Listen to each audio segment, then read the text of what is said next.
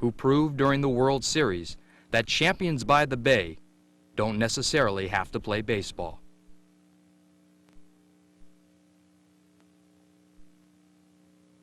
There has never been a baseball season in the Bay Area quite like 1989. The Oakland A's, the San Francisco Giants, two teams battling through a regular season of injuries and adversity, guided by managers who by year's end look like magicians. Baseball fever reached a peak when San Francisco won the National League pennant and Oakland took the American League title. Finally, the World Series, a 4-game sweep by the A's. The World Series was supposed to be the ultimate battle by the Bay.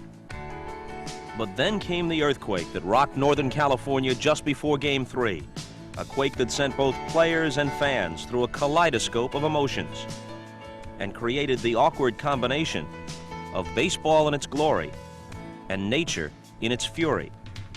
As a result, this tape is now dedicated to more than just both teams.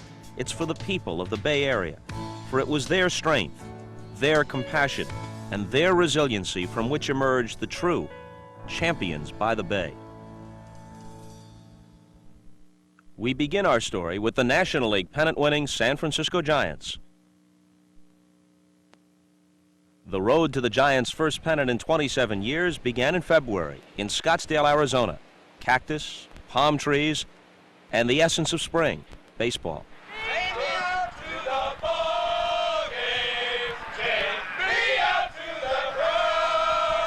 By the time I wake up in the morning, I'm ready to get back to the ballpark. I really am. I start to get that itch.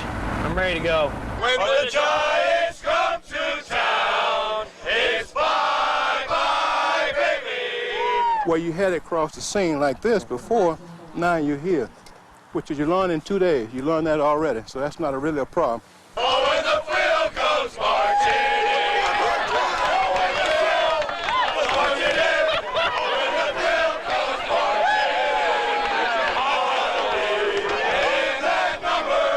Oh, when the field goes marching in. I feel good. I'm baby.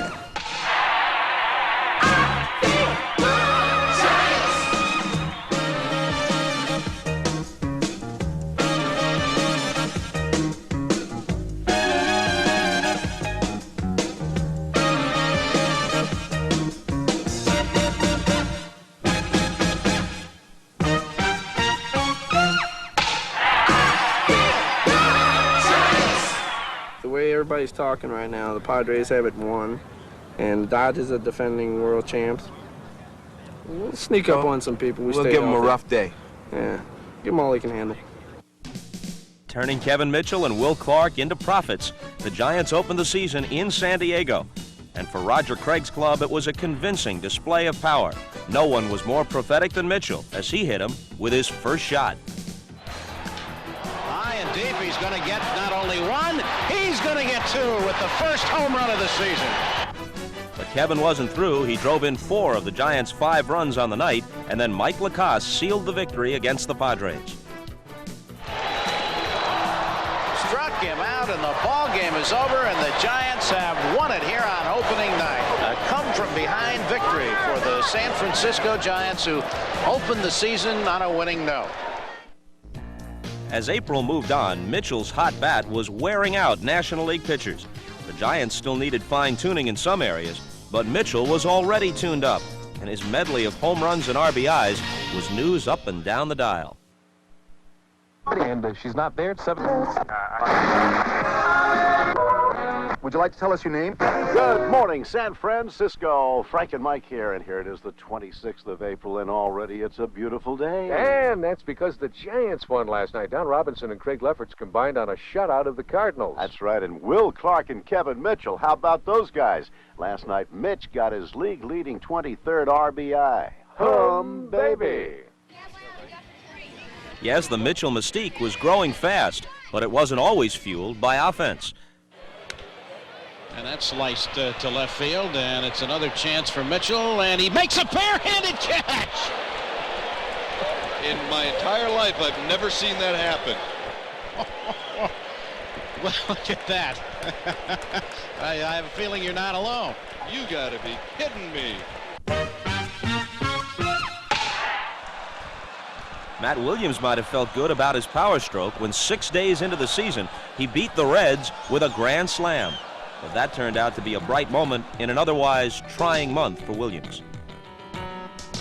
Matt had the power, but he was still struggling with a breaking pitch. And on May 1st, hitting beneath 200, he was sent to the minors.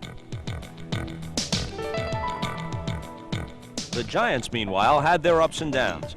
In the middle of May, they lost 3 consecutive one-run games. The last came in Philadelphia, when they tumbled to the Phillies in extra innings. The game was scoreless until San Francisco broke loose in the 12th on back-to-back homers by Clark and Mitchell. But in the bottom of the 12th, 1 out away from a 2-0 win, Bob Dernier, up with 2 men on base for the Phils, gave the Giants more than they could handle. Line drive, fair ball. Mitchell can't get it. 9 runs for the score. They're waving Dernier. He's the winning run. We got a play, and he's safe. Game's over. Can you believe it? Still harder to believe were the Giants' pitching problems, a recurrence of the pattern from 1988. When Kelly Downs went on the disabled list in early May, it was, like someone once said, deja vu all over again. But on the bright side, nothing but sound numbers from Rick Russell. Just before turning 40, Big Daddy won his 200th career game. He was pitching brilliantly and wound up the first half with a record of 12-3. Big Daddy, he's the guy that goes out there once every 5th day, and it's almost like he's going to win every time he goes out there. You know that. You got that feeling. It's just that feeling. Who's pitching today? Big Daddy. Okay. You know, it's just like everybody just kind of relaxes. Big Daddy's the rock of the rotation. The first half of the season, the team scored just enough runs to win every time I pitched, and they'd make the great plays in the field. The bullpen was outstanding. Everything that had to happen for me to win the first half happened every time I went out. At year's end, Russell would bring his career victory total to 211, most of any active pitcher in the league. If Rick needed relief, Craig Lefferts couldn't wait to get there. The bullpen ace early on, Lefferts had 14 of his 20 saves by the end of June. Of course, not all of his efforts took place on the mound.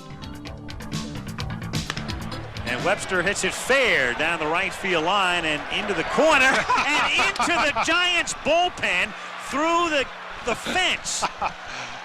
The door was open. That's classic. I mean, you'll be seeing this shot for years to come. The door was open. You talk about closing the barn door after the damage was done. Oh, that's a great, that's a classic.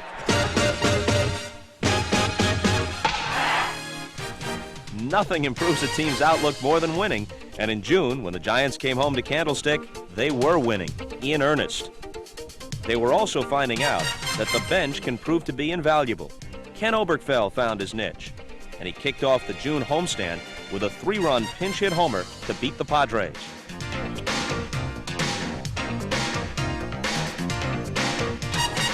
Two days later, with San Diego up by a run in the bottom of the 9th, heroics came from rookie Greg Litton.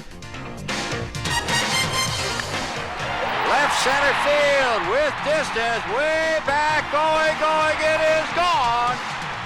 Holy cow. A 1-1 ball game as Greg Litton gets his first home run since coming up from Phoenix, and that's incredible. How true. Then 3 innings later in the bottom of the 12th, a more likely power source gave the Giants their biggest thrill of the day.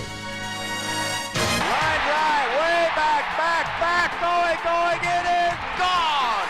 And the Giants win it, 3-1. In sweeping both the Padres and the Astros, San Francisco reeled off a terrific homestand, going 10-2. 3 of those wins came courtesy of Don Robinson, who proved ever resilient, pitching more innings than any Giant starter, and becoming the only one to steer clear of the disabled list. Even though the Giants were playing very well, the prospect of staying in contention was iffy. The problem, coming up with a right-handed stopper. The Goose couldn't get the job done, and then in the middle of June, the Giants found the answer, trading for Phillies ace Steve Bedrosian. The bullpen connection was complete. Twine, the 1-1 pitch, and it's swung on, hit in the air center field. Butler is over. He's got it. The ball game is over. Bedrosian saves it in his first appearance as a San Francisco Giant. I hadn't pitched in a while in Philadelphia. I was in the doldrums over there, if you want to say, and I was relieved it happened. Came out to San Francisco, got in the next ball game, and got a standing ovation from the great crowd out there, and it made me feel good. Bedrock picked up 5 saves in his first 5 games, and by the end of June, the Giants were in first place. But even though the bullpen problem had been solved, there were other pitching worries. Mike Krukow had a rotator cuff tear, and he was done for the rest of the year. A strained bicep would put Atlee Hammaker on the disabled list. And with bad things coming in threes, on July 1st at Candlestick, Scott Garrelts became the next to go. Luckily for the Giants, though, the power numbers remained hale and hearty. Well, Frank, time to check out KNBR Sports, and as we roll into the All-Star break, the Giants are still in first. Yeah, Mike. Hey, you better get used to the Pacific Stock Exchange, too, because these guys just don't let up. How about Will Clark? 64 RBIs now, average up to 332. Check out the numbers from Kevin Mitchell, 31 homers, 81 RBIs. The Stock Exchange of Clark and Mitchell was producing unheard-of dividends. Will was already established as a star, so the most surprising return on investment was coming from Mitchell, as he headed to certified stardom himself as the league's most valuable commodity and most valuable player in 1989. Here's the 0-1 pitch, and Mitchell swings it, hits it deep to left field. See you later, folks. Mitchell comes through. It's 2-0 in favor of the Giants. He homered against every team in the league. There's number 18 as he ups his major league leading total. It's the 5th that he's hit against Atlanta this year, and his 3rd in the last 24 hours. 23 of his home runs either tied a game or put the Giants ahead. Kevin Mitchell, 2nd home run of the night, 31st of the year. I have not seen anyone have a first half in terms of home runs like this fella right here. He drove in 125. Mitchell has a record for longest home run here in San Francisco for the year, 448 feet. I don't know how far that went, but it was a good poke. He hit more homers than any Giant since Willie Mays. 3-run home run by Kevin Mitchell. Mets trailed 4-0. He's been doing it all year. That's why the Giants are in first place. I didn't expect to hit the home runs that many, but I just told myself I was going to go out here and have a good year and keep my head up no matter what happens. And that's what's been successful for me. If I go 0 for 4, I know there's always a tomorrow in this game, and I got to go out here tomorrow and just try to do the job.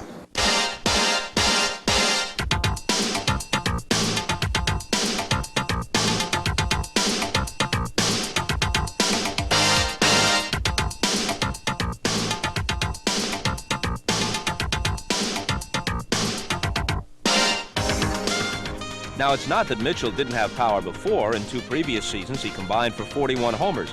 But still, who would have figured on this year's total of 47? I've never seen a guy hit the ball as hard for a full season like Kevin Mitchell has. It's unbelievable. I mean, I've seen him hit home runs like a 2-iron. I've seen him hit balls 500 feet. And just with the consistency that's unreal in playing hurt, when you got a bad wrist, it's tough to hit a ping pong ball. But this guy just drives balls so hard, and he's had a fantastic year. I've been around some really, really good hitters, and the kind of season that Kevin's having, I've just been awed by it. I was on second base when Eric Shaw was pitching to Kevin and hit that ball in the upper deck in San Diego. I've never seen a ball hit that far in my life. I stood on second base and looked until that ball hit the seats, and I turned around to second base umpire who was out there. I said, wow, I've never seen that. He said, I've never seen a ball that far either.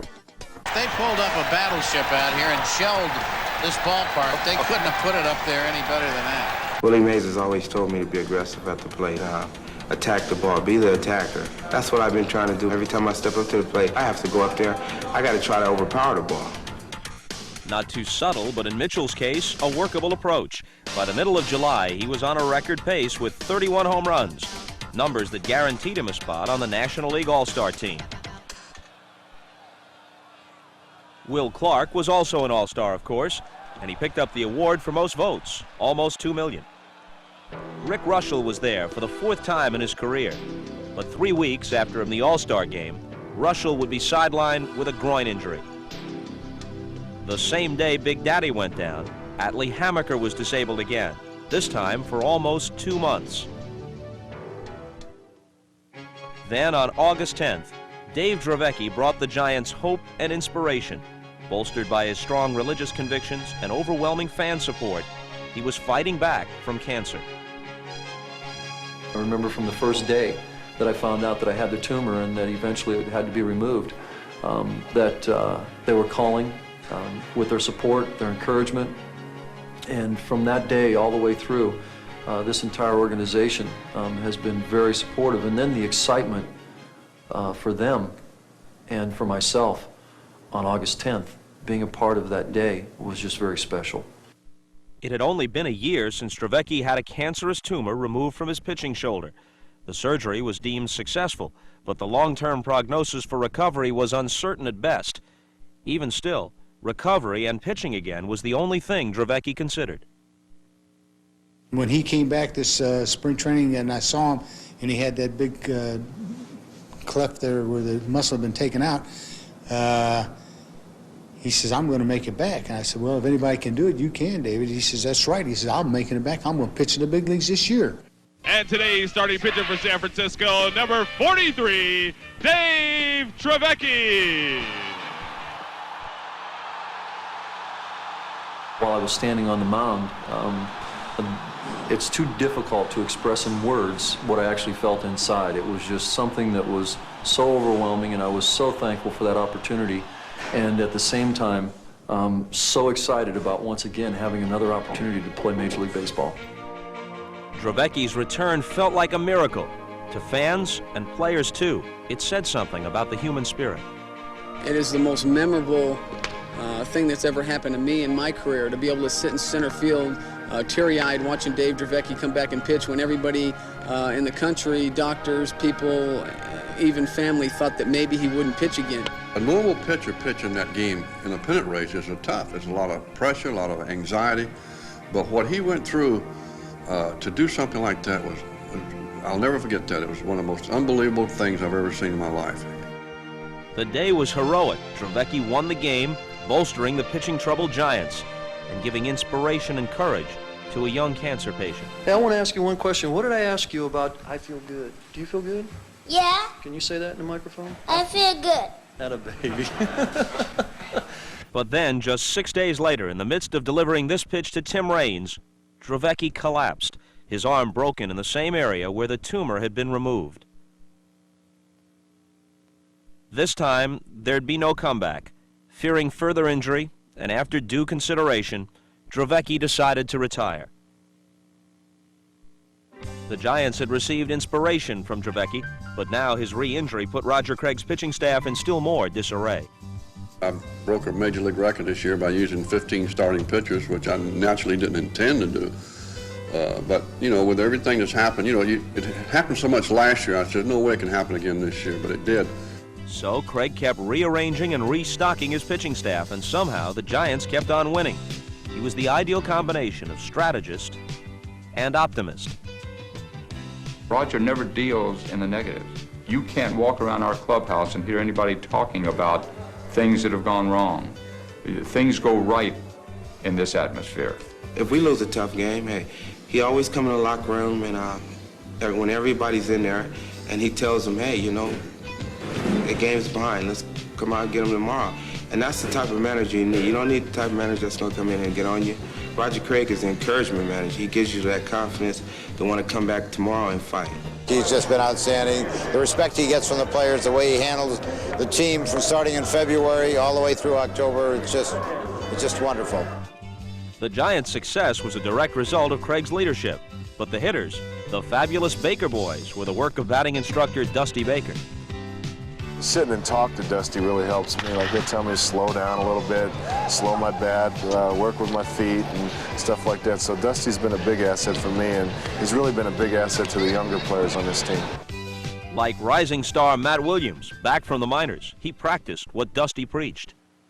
You're listening to the Giants 68 KNBR. Frank and Mike here, 19 days into August, and the Giants are 2 up on Houston. And Big Daddy's back off the DL. Got a win last night over the Phillies. Hitting star Will Clark, his 20th homer. And Matt Williams hit number 10. Maybe it's time to make room for another seat on the stock exchange. What Matt Williams wasn't doing in April, he was doing in a big way since being called back up in late July. Williams hit 11 home runs in August.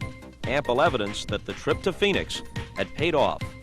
I was sent down in May, played in AAA for 3 months, and all of a sudden it clicked. I think it's a little more patience, a little more confidence, a little more taking advantage of mistakes and things like that, but it's nothing big. I didn't change my swing, I didn't change my stance or my hands or anything. All of a sudden it just happened. Batting fifth, Williams loaded the sock exchange with even more power, turning the middle of the order into the most awesome threesome in the league.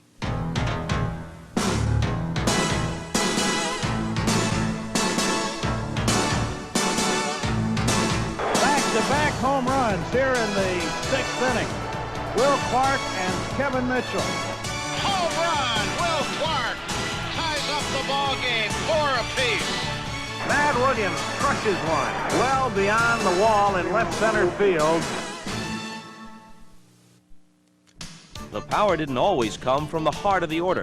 On August 20th, for example, the Giants went into the 9th inning trailing the Phillies 2-1 at Veterans Stadium. Then, with 2 outs and the bases loaded, Ernest Riles found a nice, easy stroke. Hit deep to right field. He's going back. It's gone. A grand slam home run for Ernest Riles. Such were the moments and the sometimes unheralded players who kept the Giants in first place. This is a big-time gamer right here. The Giants were spelling trouble up and down the order, starting at the top with Brett Butler. Gamer. This is a gamer. The former Brave and Indian proved he had a well-deserved reputation. And so too did the number 2 hitter, Robbie Thompson. Together, a 1-2 combination at the top of the order that scored almost 200 runs and supplied a little bit of everything. Thompson reached double figures in doubles, triples, homers, and steals, all from an ideal spot in the order. Second spot behind Brett Butler and ahead of Will Clark. Can't get any better than that. For one, with Brett on base, you may see a couple more fastballs. They're not going to want to get behind in the count. They're going to be around the plate for me because of Will Clark being on deck. Butler served up his own breaks. He had 23 bunt singles and stole 31 bases. And here's the most telling stat. In the 9 games when Butler and Thompson didn't reach base, the Giants didn't win. Little wonder they can't do without these two. So good! So good! Good enough to make anybody's day, Will Clark was too good to be true. Though he lost out to Tony Gwynn for the batting crown, he hit .333 and drove in 100 runs for the 2nd straight year. The numbers, though, don't describe Clark's intensity. That you have to see for yourself.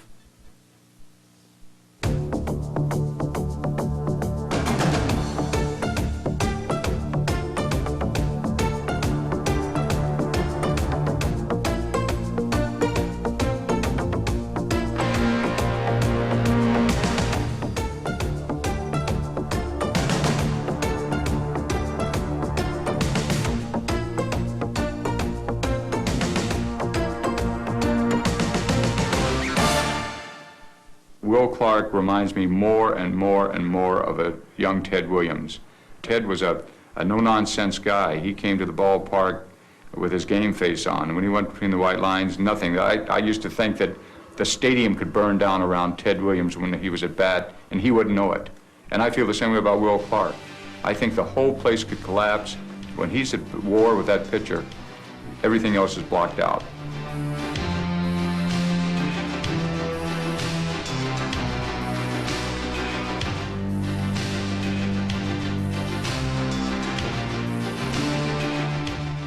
Concentration is extremely intense. A lot of people let outside influences play a big part, like, the crowd and the background. And my whole philosophy on hitting is seeing the ball. If I can see the ball out of the pitcher's hand, see what spin it's got on, see what rotation, and then see it all the way until the point of contact, if I'm swinging the bat good, you're in trouble. Unfortunately for opposing pitchers, all season long, the thrill was on. He hit 23 homers, had 196 hits, and did it all with a swing very much his own. A swing that, to some at least, inspired thoughts of another dramatic figure who achieved the status of legend. You know how Dracula and a lot of vampires. They throw up their cape after they bite somebody and when they finna fly off. Will Clark got that little move he does. After he swing, he throws his arm up and he goes like this, and then he's peeking, like a vampire would do. And that's why I call it the cape.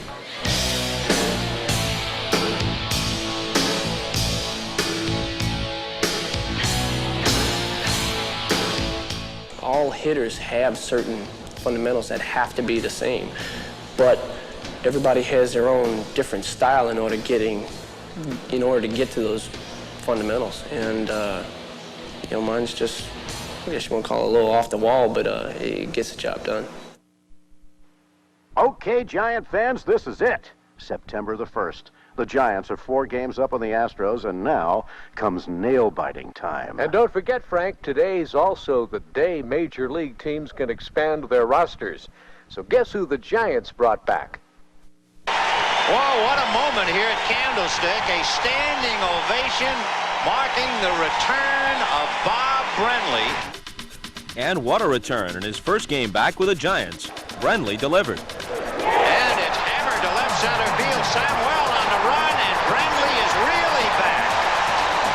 He'll have a double and an RBI, and the crowd is going wild. Things were sizzling at the stick. Most of all, and best of all, on the mound.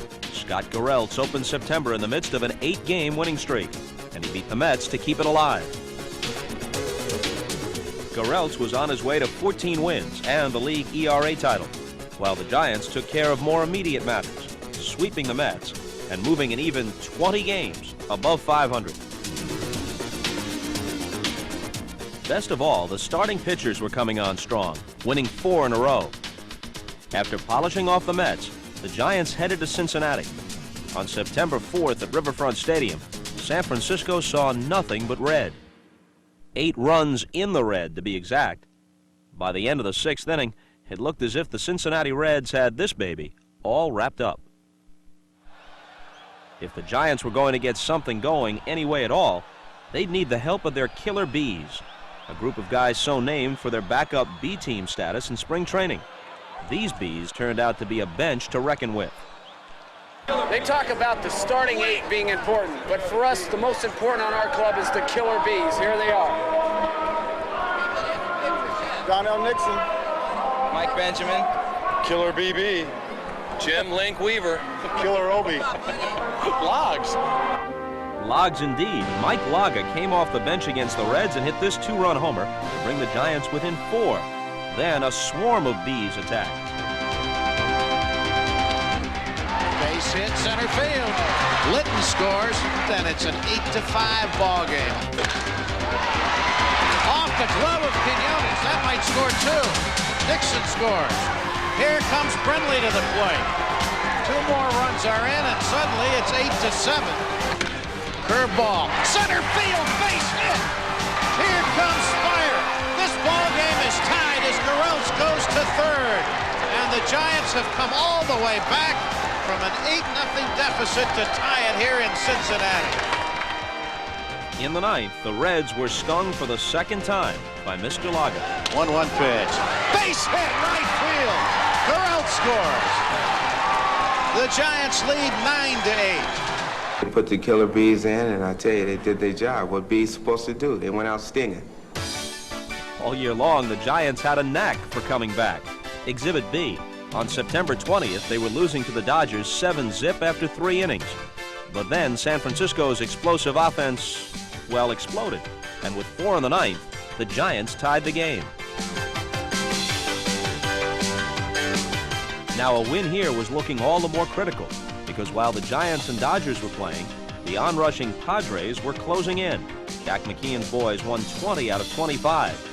And earlier that night, they'd pulled out an extra inning win against the Reds. Cy Young Award winner Mark Davis sealing the victory. They had a chance to move within 4 games of the Giants if the Giants lost to the Dodgers. Meanwhile, back at Candlestick, Brett Butler faced the Dodgers' John Tudor in the 9th. Breaking ball, the ball game is over. Brett Butler hits one down the right field line, and the Giants come back to win it in the bottom of the 9th by scoring 5. One of 15 Giant comebacks after the 7th inning in 1989. More importantly, it kept the lead at 5 games. But as the last week of the season approached and the magic number dwindled, the Giants would have to clinch on the road. First stop, Los Angeles. In a sense, it was no-nonsense time, but after losing the first 2 to the Dodgers, the Giants needed to get loose. Mike Krukow tried to do his part. Welcome to my world. This is the dugout, this is the clubhouse. If you've ever wondered what goes on here, you're about to find out. Let's go. We got the Bedrock here. Bedrock, he's thinking about his role as a stopper in our club. He's thinking about the last 3 outs of the game. What's going on in your mind right now? That's exactly what I'm thinking about, going in there and putting an end to it. You know, tonight's the night, and well, it's just a pleasure to be associated with the quality type person yourself. When you come along and interview me, it just makes my day. That's scary, isn't it? Pooch Fahey, wait a second, we got to talk to Pooch Fahey. Pooch, we paid $5,000 to see him lose all that hair. It was well worth it. It kept the guys loose. It's a good luck charm right there. A couple rubs tonight, we're going to be Western Division champions. Another thing you have to deal with here is the media. As you see, Bob Brindley's giving an interview right over here, and we're interrupting it, which is one of the cardinal sins. The media guys hate that. BB, what are you guys talking about? We're talking about Will Clark, believe it or not. Will Clark. Who else but? Well, you know they're not talking about me. Or me. We'll take a quick peek in here. We don't like to do a lot of camera time in here. You can see Kevin Mitchell coming out. Ah! That's the way we like him around game time. And what's your one main goal tonight? For us to win. Couldn't have said it better myself. Well, Nice going, big boy. You want to say hello to anybody? no. Do that later, when he gets a girlfriend. The Giants had no friends in Los Angeles. They lost 3 in a row to the Dodgers. The sweep set up a potential season-ending showdown in San Diego.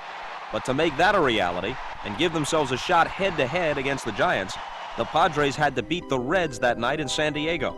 So after the game, the Giants listened on the radio to the Padres-Reds contest, rooting for the Reds and anxiously awaiting the fate that was now out of their control. We couldn't hear the radio very well, so everybody was really silent, and you know, we had to switch rooms twice to find a radio reception that we could pick up. To be in there and know that you really don't have control of the situation, I think everybody in the room really thought that San Diego was going to win the ball game and that we were going to go into San Diego having a 0-1 ball game to clinch it. There were a lot more nerves in the clubhouse just listening to the radio and actually going out on the field and doing it. I was biting my nails for all I was worth. Now I can see what some of the fans go through. That was excruciating pain. And the pitch is hit well, back into left field. Giants fans who'd come down to L.A. were also glued to the Padre game, which was tied at 1 until the Reds scored in the 13th. And here in the 13th inning, the Reds have taken a 2-1 lead. They scored a run, and boy, I tell you what, our hearts just got real excited. But what happened was everybody figured that, hey, listen, wait, there's another half of an inning left to play here. And sure enough, Gwynn leads off with a base hit, and we're going, oh, no, oh, no.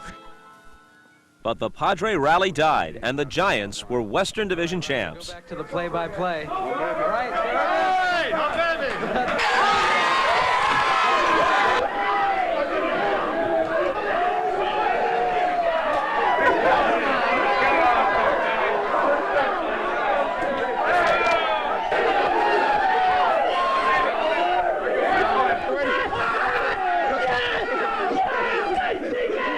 People might say that we didn't win it by winning it, and that taints it, and that doesn't work that way. You know, you play a full season, and we had an outstanding year. Ain't nothing better than this.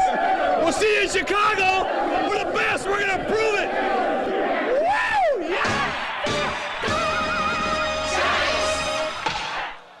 Hum, baby Mike. Hey, the Giants clinched it last night in L.A. Oh, what could be sweeter? Giant fans everywhere have got to be feeling good, Frank. Hum, baby. Hum, baby. In addition to the division title, for the first time in San Francisco history, the Giants drew more than 2 million, a testament to a team the critics said couldn't become champs, and a salute to the truest believers who always knew the Giants could.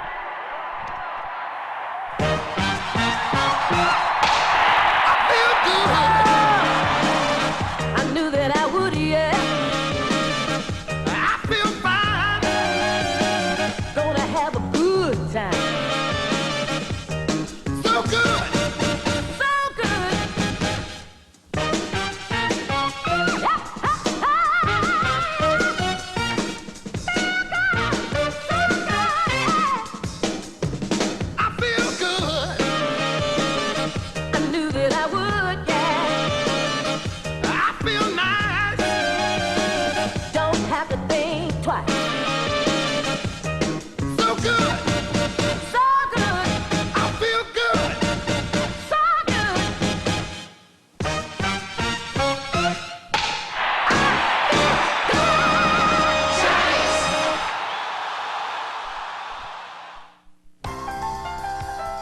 Champions by the Bay continues with the story of the 1989 Oakland Athletics.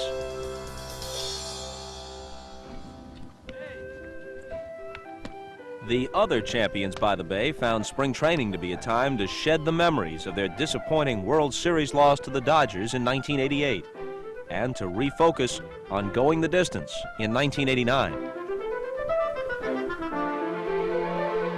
Win or lose the World Series, 89 is a different year, and it's very important you take the attitude that that you're going to try and be the 89 champions and that you're not walking around as last year's champions. To that end, the Oakland A's did not stand pat. They acquired pitcher Mike Moore from Seattle, a man who'd won only 5 games in 1988, but who had the potential to solidify Oakland's starting staff. One more step that could make the difference. We have a ball club that's definitely capable of winning our division and going to another series. And we know the only thing that can really hurt us is, if we get injured in key positions such as a Jose go down or McGuire. More prophetic words were never spoken, for though Canseco looked strong in the spring, a stress fracture sat him down for the first 88 games. In fact, injuries besieged Oakland for the first 4 months of the season, and the depth of the A's roster would be tested just filling Canseco's void alone. So on opening night in Oakland, it was up to others to pick up the slack. And Mark McGuire figured this would be a good time to rekindle the bash. Deep into left field. Goodbye, baseball. McGuire had 3 RBIs against Mark Langston and the Mariners. An old friend, Dave Stewart, was a reassuring sight on the mound over the first 5 innings. For good measure, the Oakland defense played a hefty role. Right up the middle she goes. Going to take a great play by Hubbard. You got it. Oh, baby. And what could be more comforting than Dennis Eckersley in relief? Fly ball right field. 1989 is underway, and the A's are in the victory column. And they do it with a very familiar pattern. Good starting pitching, great defense, one long ball in Eckersley. The A's had forged a 5-2 record by April 10th, when, with one swing, McGuire injured his back, and combined with Canseco, would leave Oakland with a severe power shortage for the next 14 games.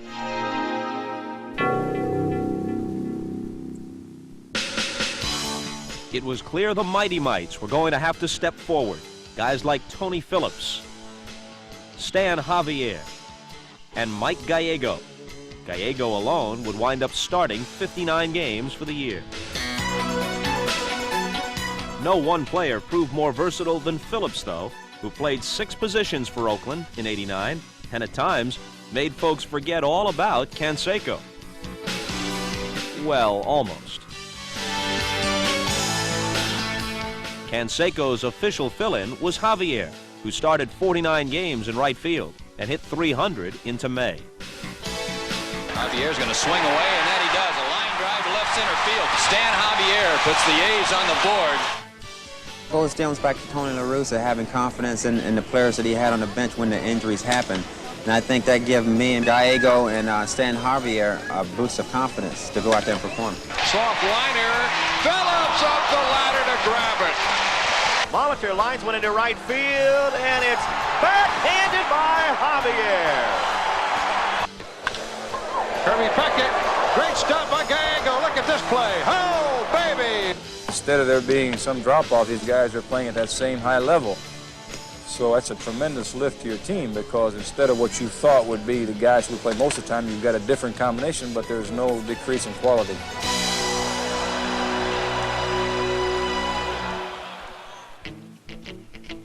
One guy who escaped the injury bug was the ace, Dave Stewart.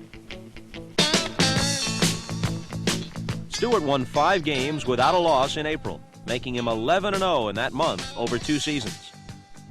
1-2 delivery. Oh, got in there. The breaking ball in on the hands. Ooh! Wow. It was an early sign that Stewart might roll to his 3rd straight 20-win season. Only the second pitcher to do it in Oakland A's history. For me personally, getting out the gate as well as I do for the past 2 years, that's real simple. When I pitch, the guys hit, they score runs, they play defense, and it makes my job a lot easier to win ball games in April. Simple.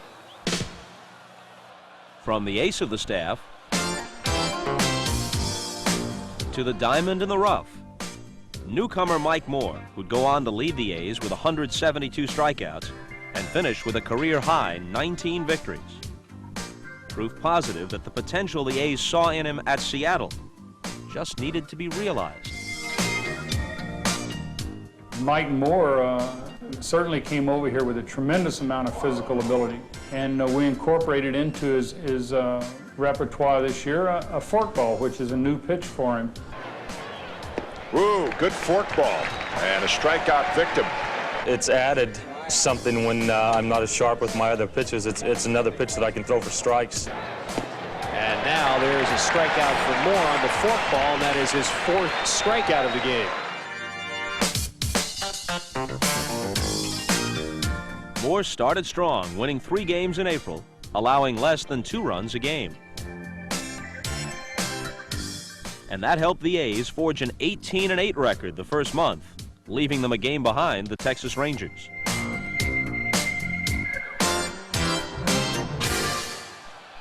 Returning to the A's at the end of April was McGuire, and as May began, he made his impact felt. The scene is Toronto, 9th inning. The A's trail by 1, but they stage a most improbable rally. 2 outs, bases loaded against Tom Henke. It's McGuire time for sure. From the stretch, Henke's pitch. Swung on! Way, way back! Left field! Grand slam! Mark McGuire! Holy Toledo!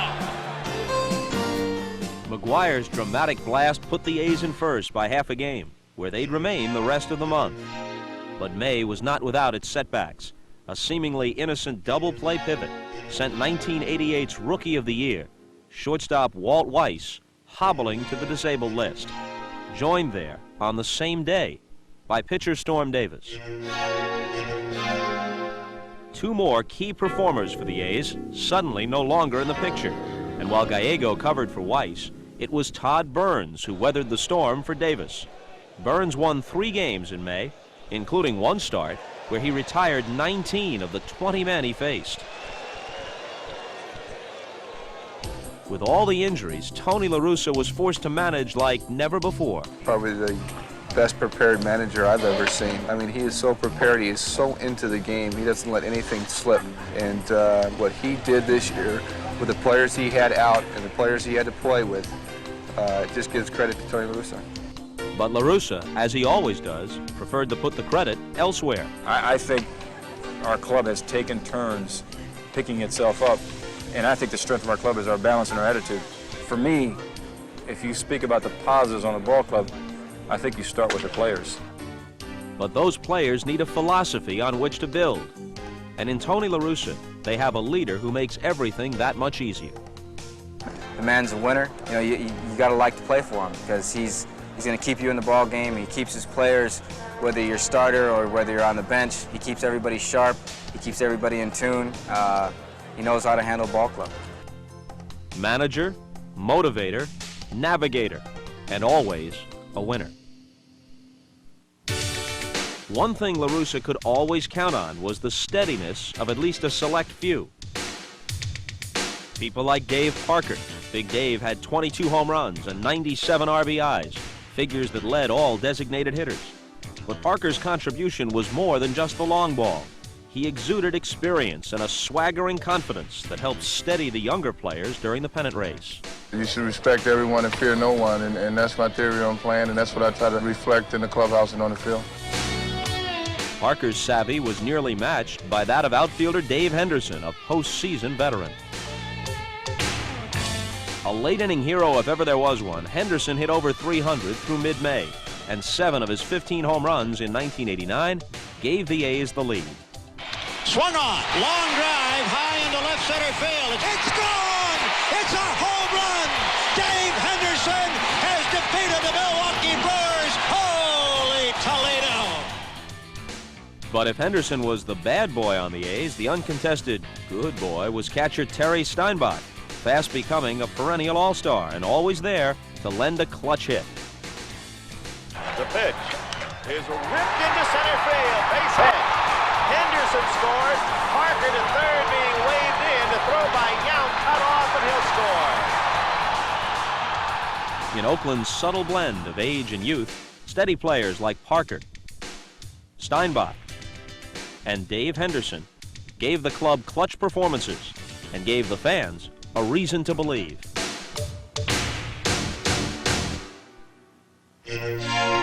Come late May, the A's had some folks green with envy as they swept a 3-game series in New York. But not without a price. On May 27th, Eckersley injured his shoulder. He was forced to surrender the mound. Now, with the A's in first place by only a game, they'd have to play the next 40 without their premier relief pitcher. The onus now was on the starting staff, and in the first week of June, Bob Welch did more than his share, picking up 2 wins, the first over Cleveland. And then in the second victory, he outdueled Frank Viola of the Minnesota Twins. Fastball. Welch retires Mercado. He's tough. But not tough enough, as it turned out, for on June 12th, Welch strained his groin in a game against Kansas City and was missing in action for the next 14 games. So while Storm Davis returned, Welch took his place on the disabled list. With all the injuries, it was inevitable the A's would hit a rough spot sooner or later. And in June came the proverbial swoon. The A's went just 13-14, and everything that could go wrong did go wrong.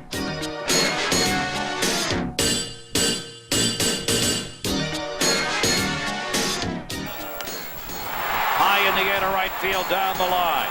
Javier's got room on the warning track, fighting the rain. He's not going to get it, and it's a ground rule double.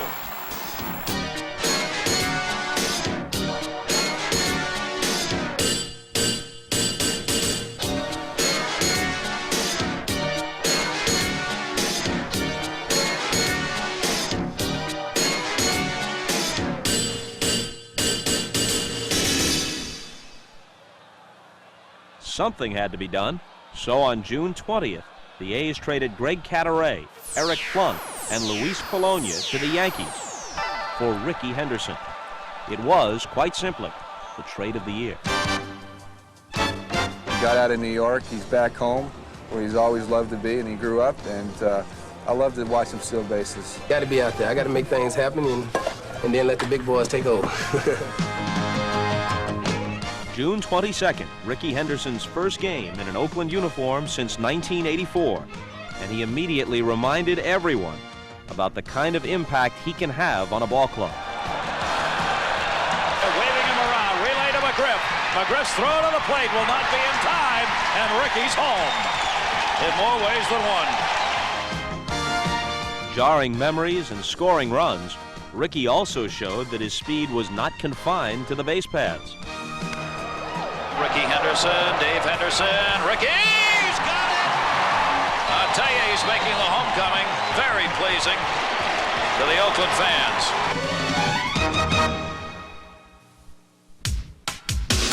Despite their June woes, the A's entered July a half game in front.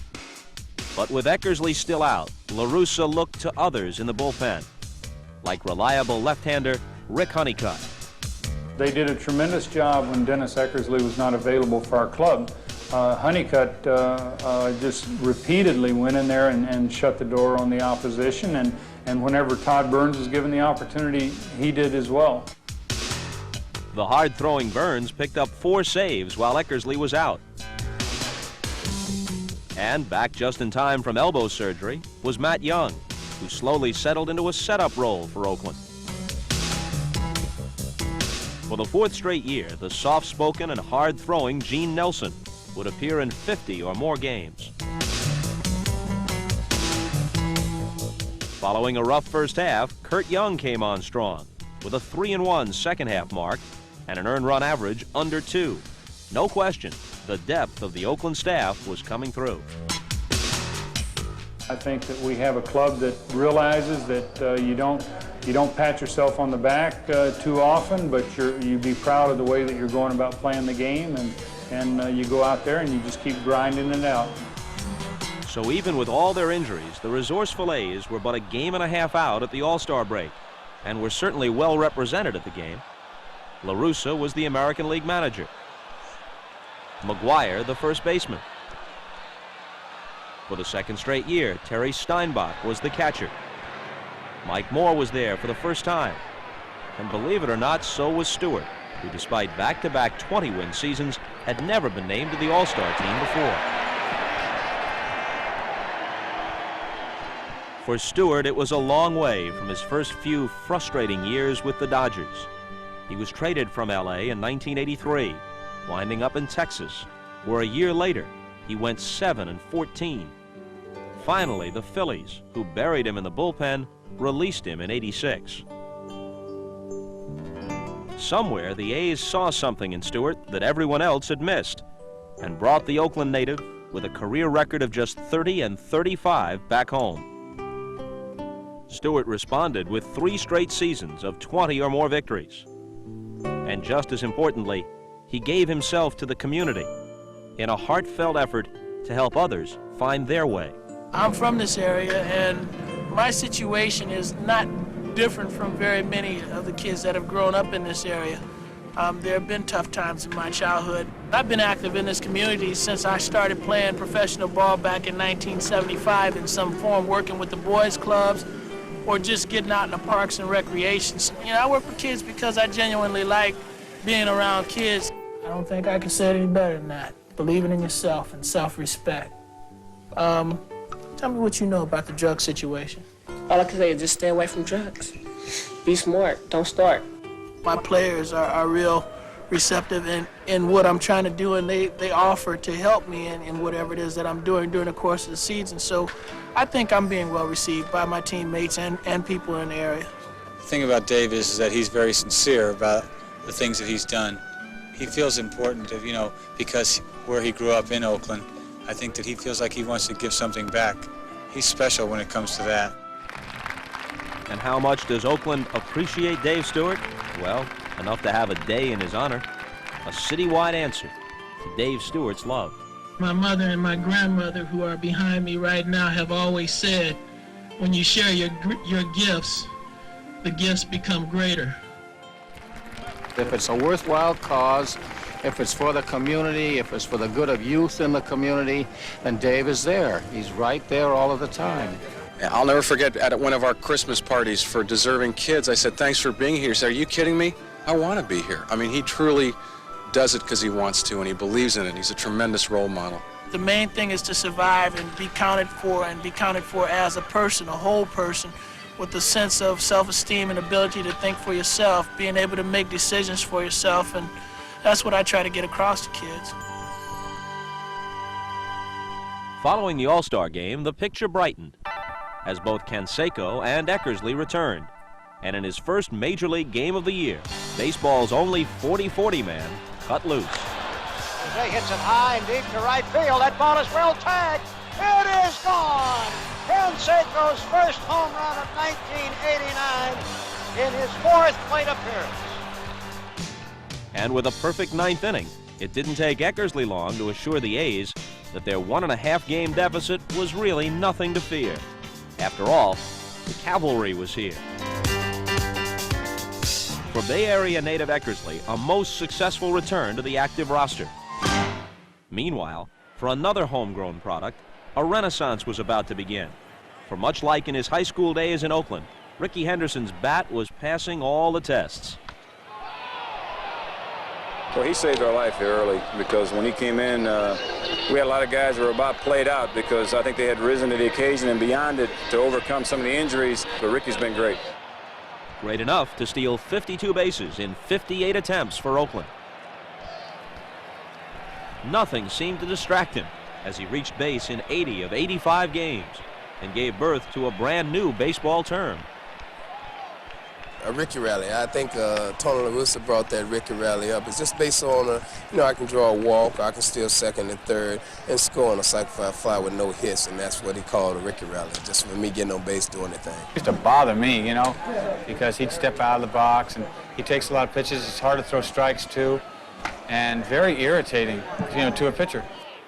It was like a circus, with Ricky as the ringmaster.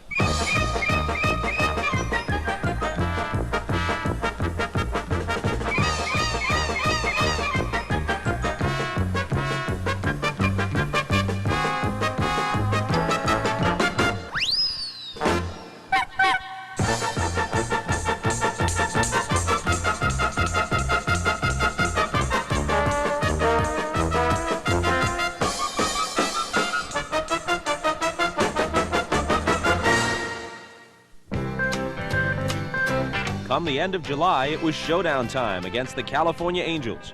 The A's were tied for first in the Western Division with the upstart Halos, but by the time the series was over, the Angels had won 2 of 3, and the A's were in the not-so-familiar position of looking up from a 2-game deficit. No doubt about it, there'd be a pennant race to determine how the West was won.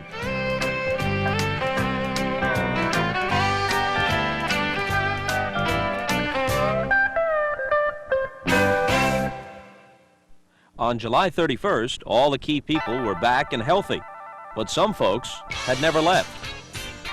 Consistency was the creed of Carney Lansford, who had one of Oakland's all-time best offensive years. Carney hit .336 in '89, missing the batting title by 3 points. He hit over 400 in both May and July, and developed a reputation as quite the artist. The art of contact hitting. If you would ask players and pitchers who is the one Oakland player you don't want to face, the answer would always be Lansford. And if there ever was a question as to why the A's were just 2 games out despite all the adversity, Oakland fans knew Carney was part of the answer. Still another factor in the A's success was their chemistry. For a team that plays as one, well, quite often wins as one. You can't come into this clubhouse with a sad face on you. If you have a sad face on your face, you're going to have a smile before the day's over with because people are beyond you. They're going to make you laugh. It's a great team to be on. I'm going to show you what I'm going to do. I'm going to throw one pitch and then I'm leaving the game. Merv Retman. That's all he teaches. You don't want to... That's why I hit 230 this year, folks. That's why I hit 230. And how do the A's relax? We play domino. It's just like a contest between who feels they're the greatest domino players. And when we get mad at each other, yell at each other about domino, but just relax you a lot. Give me a dime. Why you keep getting all these dimes down there? What, somebody giving away money around here? You know, I don't give you too much money at all. You should have been saying that. To me, it's like getting out frustrations. I get an opportunity to yell at Ricky Henderson and talk about his hairdo and scream at Javier because he don't play that well. Yeah, way to go, Javier. You up to your usual stuff here. Bucket-eyed, gopher. That's a shame, man.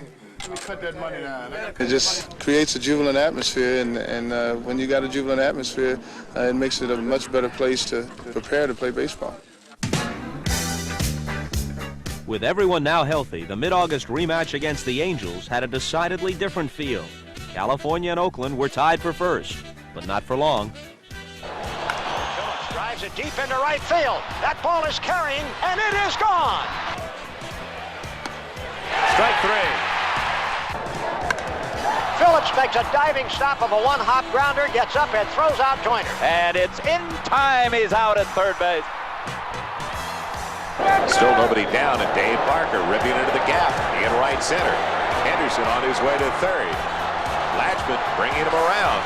It's an RBI double by Parker and a 5-0 lead for Oakland.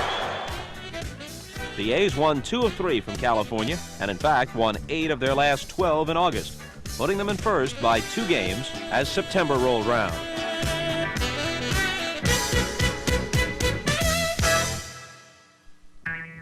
The A's were no longer doing it with magic, not with everybody healthy. And when Boston packed their trunks and came to town, the A's really turned on the heat.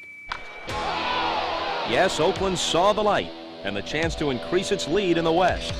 They did it when the Red Sox' Roger Clemens was unexpectedly victimized by A's catcher Terry Steinbach. There's a long drive, really tagged into deep left center field. It is going, it is gone for a home run. And a not-so-long ball helped out, too.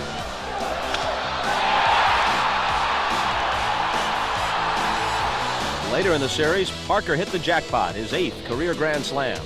Pitch to Parker. Swung on, hit high and deep to right field. That one is into the corner. Way back, way back. Tell it goodbye. A grand slam for Dave Parker. When all was said and done, the A's had fashioned their biggest lead of the year at Boston's expense. A 4.5-game Western Division bulge that truly was worth trumpeting.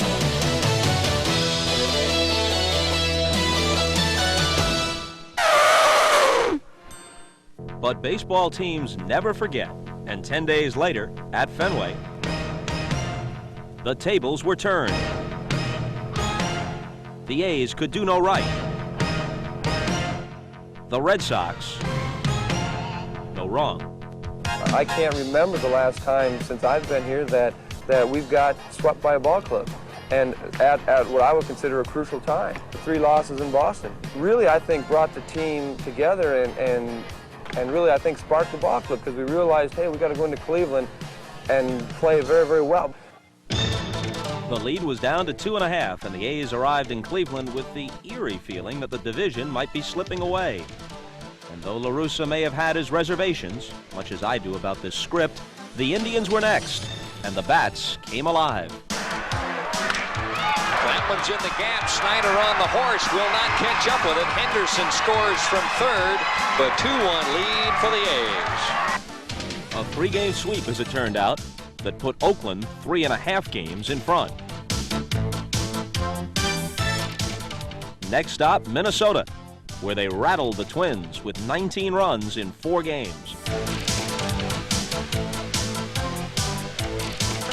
McGuire goes after the first pitch, and it's hit deep to center. Will this be his first Metrodome homer? Yes! The series featured what was perhaps the play of the year. Here's a bouncing ball. Tony Phillips, look at this play. Backhanded. He got him! Unbelievable! I tell you what, that one's going to be in the highlight reels right there. Outstanding play. I couldn't believe it. I couldn't believe he was actually doing what he was doing. It seemed like it all went in slow motion when I was watching the whole situation come about. And like I said, he flipped it behind his back and gave me a perfect feed.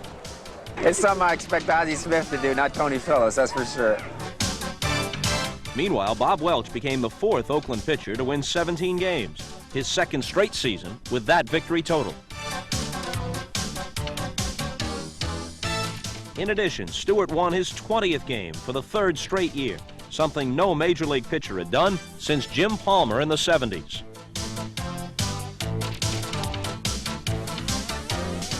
And Storm Davis won his 18th, along the way to 19 for the year. By the time the A's left Minnesota in their wake, the true believers had been rewarded, and Oakland's magic number was down to 3. The A's were more than happy to try and clinch the West at home, for more than 2,600,000 fans had come to see them in 1989, the highest figure in franchise history. To your right. Programs. Souvenirs here. And with the Giants doing well in the National League, a Bay Area World Series would really cap things off. The A's took it one step at a time. That's called repeat edition, Dom Perignon. Waiting on ice, see? Ice, waiting on ice. Dom Perignon, waiting on ice. September 27th against the Texas Rangers. Mike Moore on the mound. And Moore faced the minimum through 7 in pursuit of his 19th win.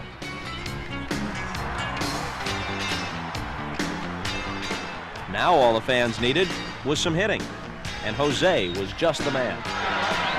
There's one that's going to be too deep for somebody in the bleachers. There she goes. Home run. Oh, baby, did he get that one.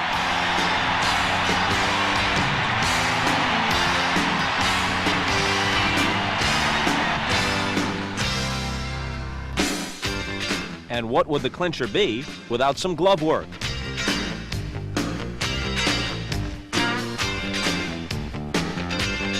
Phillips makes a diving stop.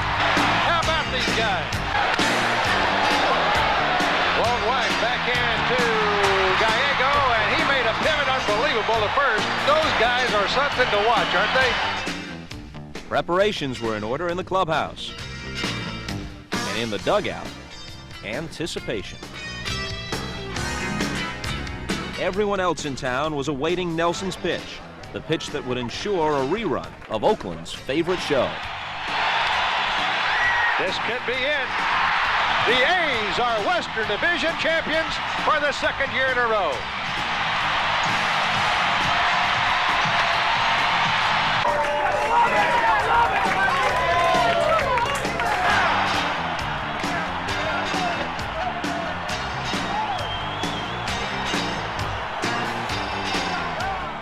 No, it wasn't exactly the Bash Brothers in 1989, nor was it easy.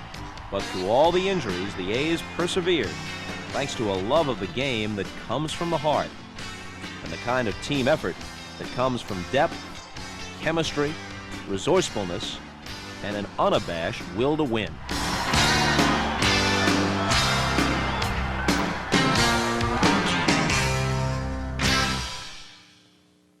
The two champions by the Bay were now off to seek their fortunes in the playoffs.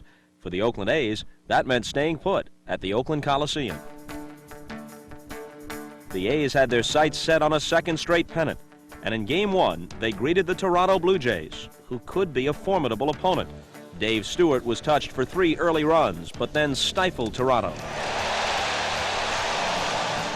Oakland caught up on a Mark McGwire home run, but it was Ricky Henderson's speed and hustle that would prove critical. In the 6th inning, with the score tied 3-3, Oakland hats were off to Ricky. With Henderson on first, the bases loaded and 1 out, Carney Lansford hit what looked like a sure double play ball that would end the inning. But only 1 out was made, and the A's scored twice. It was the pivotal play of the game. Henderson broke up the double play, and the A's got a lead. They never lost. You look at it as a man possessed in Ricky, that he was online and he wanted to show the world what he could do. And happened to be that he was clicking on all cylinders. He had everything working. In Game 2, Toronto again got in front early, but an A's comeback featured the speed of Ricky Henderson. In the 4th, he simply ran over a 1-run Blue Jay advantage. He's running. Pitch taken. The throw to second. He is safe at second base. He's running again. Pitch taken high. The throw to third. Not in time. He has it stolen. Moments later, the score was tied when Carney Lansford sent Henderson home with his 3rd run in 2 games. And Oakland was headed for another cakewalk. A's fans had reason to be brash about Ricky. In the 2 games, he reached base 7 times and stole 6 bases. The A's led 2-0. The National League playoffs opened under the lights at Wrigley Field, and the Giants came out swinging. Right off the bat, it was clear this night belonged to Will Clark. The 2-0 pitch to Clark is swung on and hit in the air to left center field. On the run with a dive is the center fielder Walton. He can't get it. In to score Butler. On his way to second with a slide is Clark with a double and an RBI, and the Giants take a 1-0 lead. On his way to a league playoff record 13 hits in just 5 games, Clark homered his next time up. And then in the 4th, with the bases loaded, he delivered a bigger blast. Maddox throws and Clark swings. High drive, right field, going, gone! Grand slam, home run for Will Clark. Well, take a ride on that one. That ball was kissed. Clark's grand slam turned a close game into a blowout and gave Will the thrill. RBIs 3, 4, 5, and 6. The Giant first baseman has done it again. Game 1 was just my night. I was looking fastball in, I got it, and as soon as I hit it, there was no doubt. That ball would have left if the wind was blowing in. No matter that Wrigley was not one of Clark's favorite parks to hit in, his tour de force performance gave the Giants an 11-3 win and the 1-0 lead in the series. The nenext night in Game 2, Mark Grace introduced his red-hot bat. And in showing Giant pitchers no mercy, Grace collected 2 doubles, a single, and 4 RBIs as the Cubs beat the Giants 9-5 and tied the series at a win apiece. With Toronto's new Sky Dome hosting Game 3 of the American League playoffs, Oakland's Storm Davis was facing a Blue Jay rally in the 4th. Tony Fernandez came up with 2 men on. He's hit down the right field line.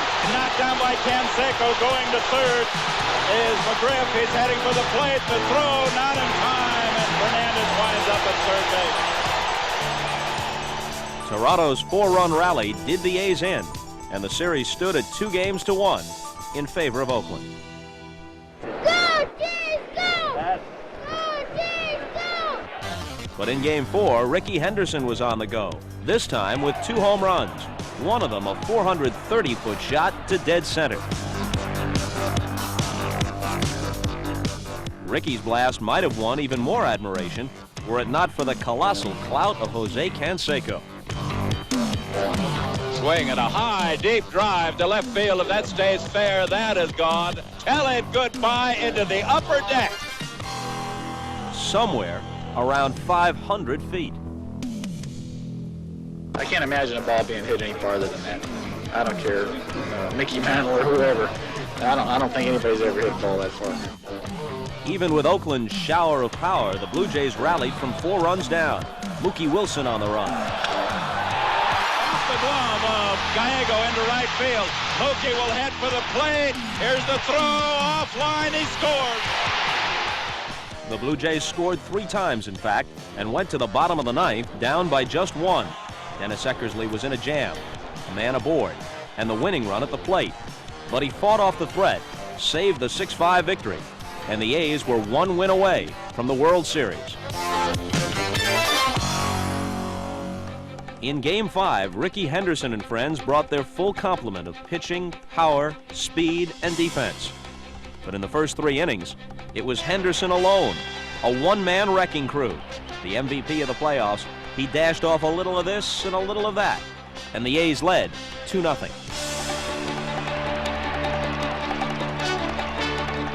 Oakland added another one, and then in the 7th, Mike Gallego squeezed home run number 4.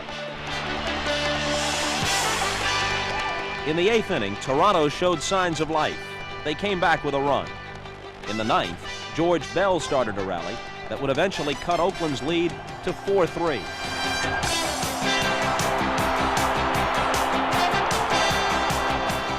But the Blue Jays wouldn't get any closer. Dennis Eckersley made sure of that. He struck him out! The Oakland Athletics are champions of the American League for 2 consecutive years. And the first team to repeat in more than a decade.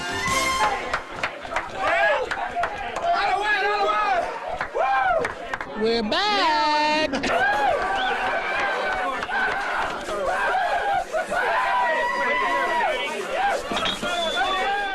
Still, the victory wouldn't be complete until the A's came home to share it with their fans. We went to Toronto and we decided we'd have a little fun.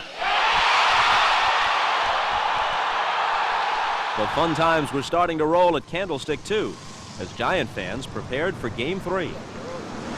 The Giants are going to do it. Yeah. 89. Giants. Woo! Giants! Number 1! Number 1!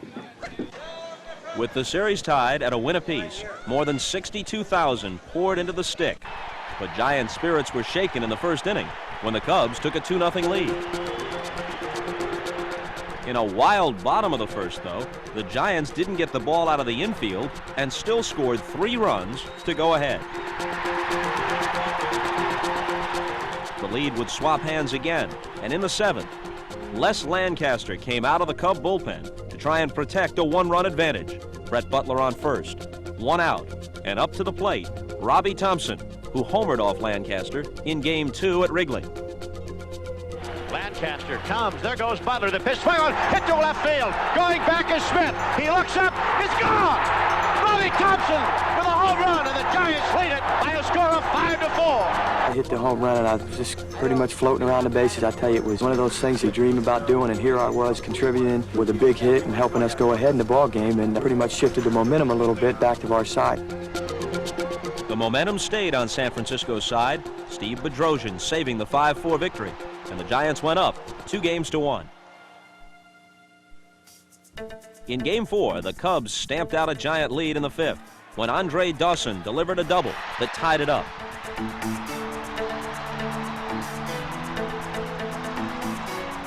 But the Cubs would not celebrate for long. In the bottom of the 5th, Matt Williams came up with a runner on, and in a momentous 12-pitch battle with reliever Steve Wilson, he fouled off pitch after pitch, 7 in all. At the time, I wasn't saying, okay, well, I'll foul this one off to get a better pitch. I was trying to put them all in play. The more pitcher pitches to you at one at bat, you see the ball, you see the movement, the speed, the spin of the ball, and you should be a better hitter. This has been a heck of a battle right here. 3-2 pitch, and it's swung on and hit high and deep to left, and down the line, gone! From a struggling sub-200 hitter earlier in the year to playoff hero, Williams' homer won the game and raised his playoff total to a league record 9 RBIs. As for the Giants, 1 win from a pennant. In Game 5, fresh from a second straight comeback victory, Giant fans were looking for a clean sweep at Candlestick. Rick Russell recovered from a bad outing in Game 2 and held the Cubs to just a single unearned run. In the 7th, the Giants tied it. In the 8th, they rallied with 2 outs to load the bases. Still tied, and the wild thing, Mitch Williams, comes on to face Cub killer Will Clark. But first, a consultation with Kevin Mitchell.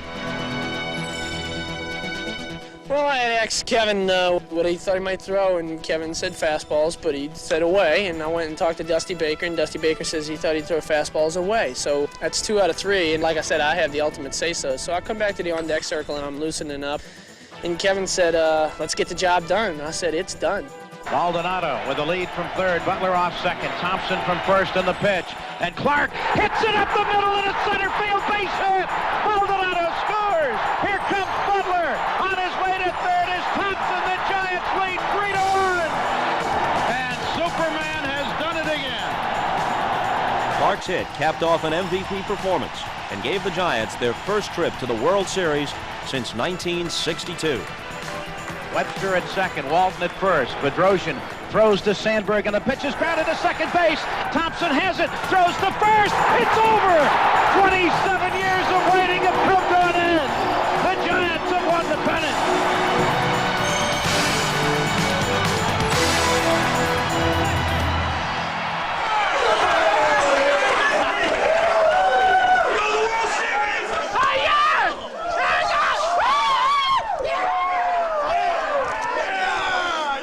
I couldn't ask for a better place to be. Excellent. For there was no better place to be than a World Series between 2 familiar champions by the Bay. They know about us. They know about us as we know about them. You know, they were watching the game tonight. So we'll see them in the series, and my best to them.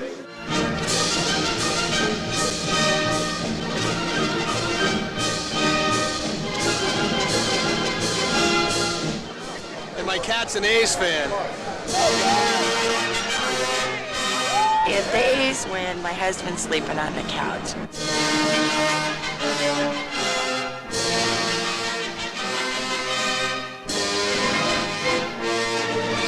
This is a classic of all classics. It may never happen ever again.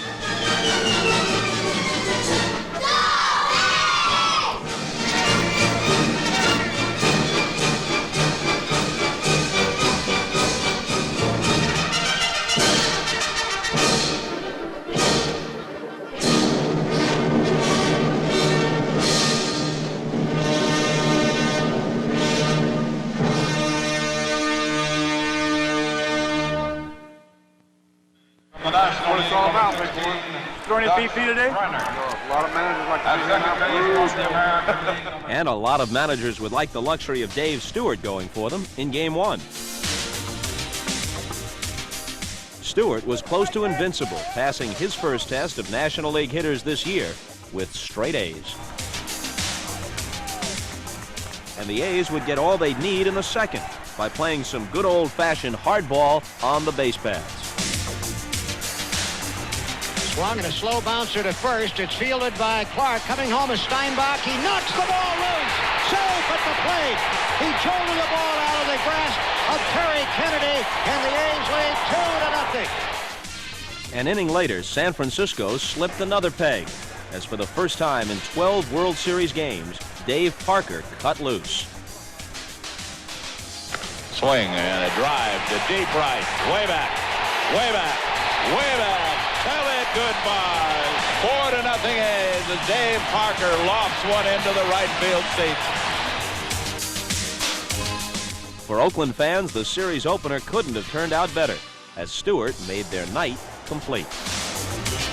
Maldonado waiting on the pitch. Swinging a ground ball. It's fielded by Phillips. Long throw in time. And the A's win the game on a Dave Stewart shutout. The 5-0 victory had set the tone the A's were seeking. But it was, after all, just the beginning. And a really good sign as to which team would take the initiative in Game 2 came in the very first inning, after Rickey Henderson drew a walk. Rickey runs. The pitch is dropped by Kennedy, and Henderson steals second base. Russell then had to face the pesky Carney Lansford, who has a knack for bringing runners home. Swing, line drive, base hit down the right field line. Henderson will score.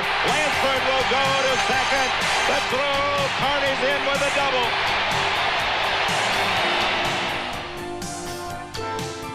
The Giants would come back to tie the game at 1, but in the fourth, Terry Steinbach connected.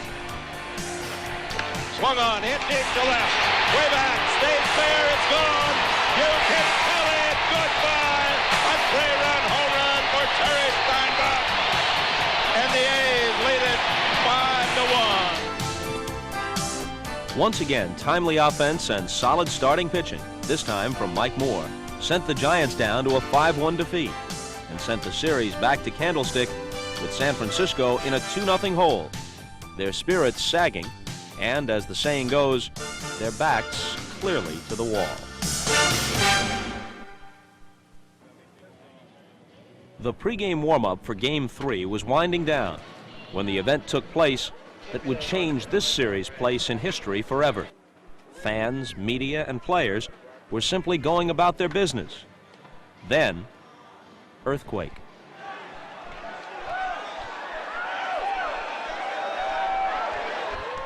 For 15 seconds, the stadium shook, and in response, many fans first let out a collective roar of celebration. Everybody began comparing notes about the natural phenomenon that had struck the national pastime. But in time, news began to trickle in. The Bay Bridge, the very symbol of the series, had collapsed in mid-span. What's more, there was a major fire burning in the Marina District. Then, tragically, word came that Interstate 880 had collapsed, crushing more than a mile's worth of cars beneath it. Clearly, there was no way this game could go on. May I have your attention, please? There has been a power failure, therefore the game will be postponed. We ask that you hold on to your tickets. Rain checks will be honored. As you leave... What followed was the strange sight of baseball players in the midst of a World Series reduced to everyman status. Quietly and in orderly fashion, Candlestick began to empty. It had taken just 15 seconds for baseball to become the furthest thing from everybody's mind.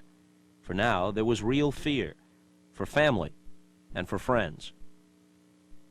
Our issue is really a modest one in light of the great tragedy that's hit this area. It turned out to be a full 10 days before the series was resumed, allowing time for the trauma to ease. Helping to heal the wounds left by the earthquake was uppermost in the minds of baseball officials.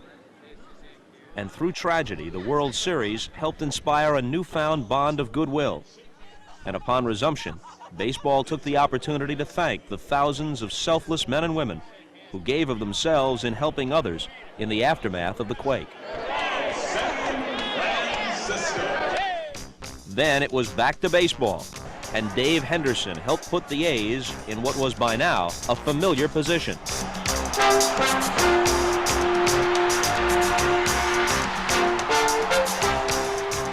Henderson's tightrope double gave the A's a 2-0 first-inning lead. But in the third, the Giants' Matt Williams stepped to the plate and cut that margin in half. The 1-1 pitch, and Williams hits one high in the air, deep to left field. That ball is going, it is gone. A home run for Matt Williams. But back to the plate just 1 inning later, the red-hot Henderson. Swing and a drive to deep right center field. That ball is hit way back. Way back. Tell it goodbye. Dave Henderson going into right center and drives that one over the right center field fence. His third run batted into the game. Henderson had 2 homers on the night and came within inches of a third, helping the A's to a 4-1 lead. But in the fourth, the Giants came back. Now the 1-1 pitch, and Kennedy lines it into center field, a base hit. Clark scores. Here comes Mitchell to the plate. The throw is cut off by McGuire. Mitchell scores. 2 runs are in. Now there was new life in Candlestick, but the A's hadn't gotten here on offense alone. And both Stewart and his defense shut the door. Swing, ground ball, diving stop by McGuire. To his feet, left to Stewart in time. A brilliant play by Mark McGuire to take away a base hit from Sheridan. Having stopped the Giants' momentum, the A's poured it on and won 13-7, taking a 3-0 advantage in the series. No team in history had ever come back from that far down. The grim reality of the past was really driven home in the second inning of Game 4, when Don Robinson faced his pitching counterpart, Mike Moore, a man with 1 lifetime at-bat. Swing and a line drive, hits to center field deep. Butler going back, and he can't make the catch. The ball is over his head. 1 run scores, twice scores. It's a double for Moore, a bullet to center field. Getting hits up and down their lineup, the A's proved awesome, mounting an 8-0 lead by the 6th, before the Giants staged a last gasp rally. High drive, left field and deep. This one is way back and gone.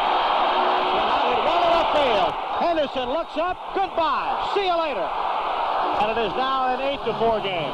Thompson swings it one sharply by Weiss at shortstop. Butler on his way to third. He's going to score.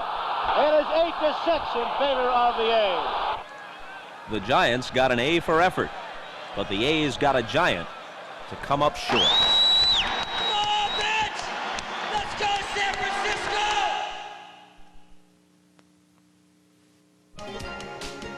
Kevin Mitchell's fly ball to the track all but extinguished the Candlestick flame.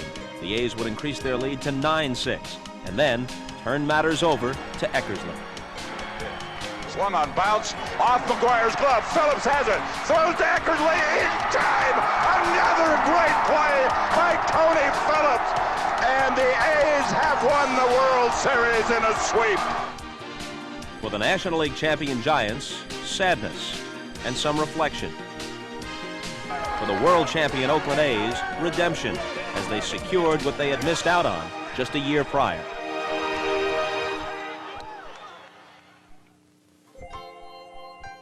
In baseball annals, Oakland will be listed as the 1989 champions by the Bay.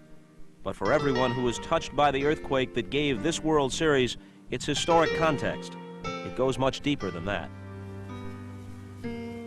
It's everything in perspective in that baseball is only a game, and it has pretty much nothing to do with life. And when, sometime in the future, this World Series is recalled, it will be as a time when the crowning moment of our most treasured game was interwoven with the heartache of the real world in which we live. When both fans and players alike put their game aside in the spirit of sacrifice and rebirth. For they truly are the champions by the Bay.